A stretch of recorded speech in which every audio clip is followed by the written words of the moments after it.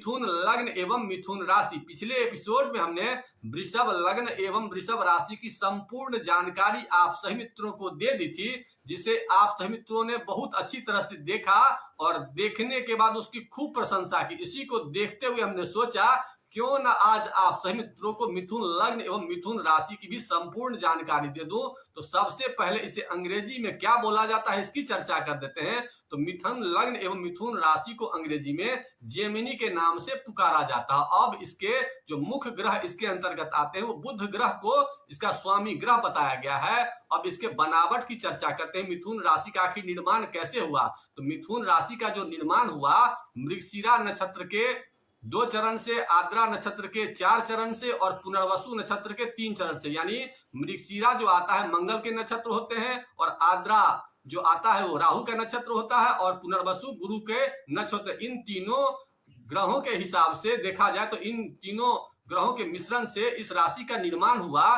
तब इसके अंतर्गत जो अक्षर आता है वो विशेषतः क आता है, की आता है, कु आता है, घ आता है, अंग आता है, छ आता है, के आता है, को आता है और ह आता है। इन 9 अक्षरों से मिथुन राशि बना है। अगर आप में से कोई अक्षर आपको इसमें से मिल रहा है तो समझ जाएं कि आपकी राशि मिथुन है। अब इसके प्रतीक चिन्ह की चर्चा करते हैं कि मिथुन राशि का प्रतीक चिन्ह क्या होता है। आप लोग देखते होंगे स्त्री और पुरुष के युगल स्वरूप मिथुन राशि के प्रतीक चिन्ह होते हैं। अब इसके अंतर जो इसकी राशि की संख्या होती है तो मिथुन राशि तीसरी संख्या वाली राशि होती है। इसलिए इसका जो अधिकार क्षेत्र होता है वो आपके वक्ष स्थल पर होता है। गर्दन के नीचे का जो हिस्सा वक्ष स्थल होता है, हृदय से ऊपर का जो स्थान होता है, इसी को मिथुन राशि अपना विशेष घर मानता है। इसके अलावा जो आपका बाहुबल होता है वो भी मतलब कि आपके हाथ जो होते हैं वो भी मिथुन राशि के अंतर्गत आते हैं। अब इसके तत्व की चर्चा करते हैं। आयुर्वेद शास्त्र के हिसाब से ये एक वायु तत्वीय राशि होती है, इसलिए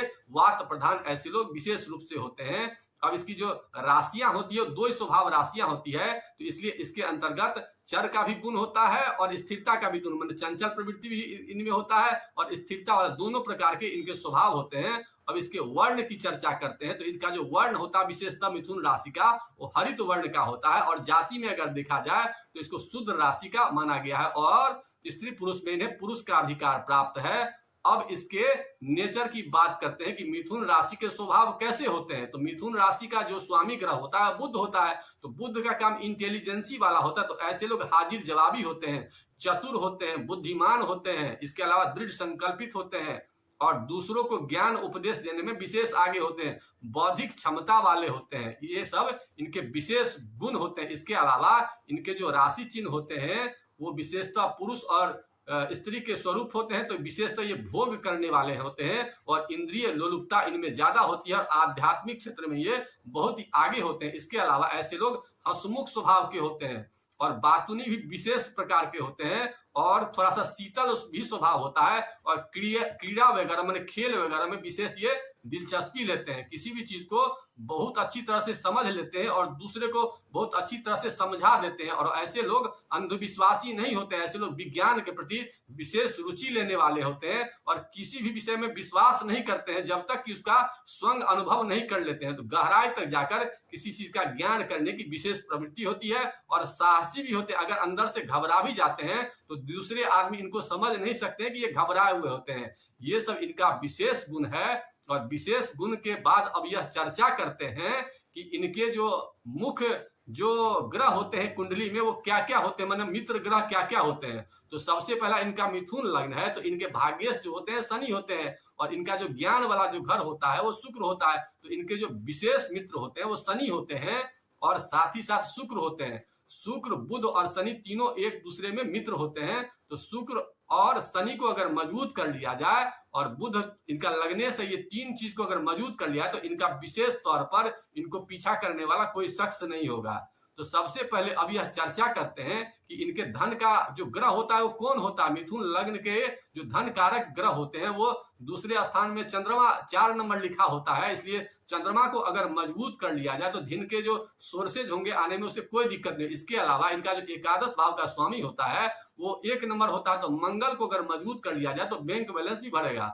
अब इनके सुख के माने चतुर्थ भाव का जो घर होता है वो कन्या राशि होता है, 6 नंबर होता है। तो इसका जो स्वामी ग्रह होता है बुध होता है। तो बुध और इनका लग्नेश भी है और चतुर्थ घर का भी स्वामी है, तो अगर इसको मजबूत कर लिया जाए और अगर जन्म कुंडली में मजबूत होती है तो इन्हें खूब सुख प्राप्त होता है। अब इनके ज्ञान की चर्चा करते हैं कि इनको ज्ञान विशेषता किस ग्रह से मिलता है, तो इनके शुक्र जितने मजबूत होंगे जन्म कुंडली में, इससे इनके ज्ञान की प्राप्ति होगी। अब इनके जीवन साथी जो होता है उसका जो ग्रह होता है वो गुरु होता है, क्योंकि 9 नंबर लिखा होता है इनके पति या पत्नी के घर में, तो 9 नंबर का स्वामी गुरु होता है। तो गुरु को अगर मजबूत कर लेते हैं तो इनका वैवाहिक जीवन विशेष तौर पर विशेष मधुर होता है, इनके पति या पत्नी अच्छे मिलते हैं। अब इनके भाग्य का जो स्वामी होता है वो तो शनि होता है, लेकिन कर्म का जो माने दसम घर का जो स्वामी वो भी गुरु होता है। तो गुरु अगर मजबूत होता है, उस पर पाप प्रभाव नहीं होता, तो पत्नी भी अच्छी मिलती है, पिता भी अच्छे मिलते हैं और कर्म भाव भी अच्छे मिलते हैं। इस प्रकार के तमाम विश्लेषण इसमें हुई। अब इसके लिए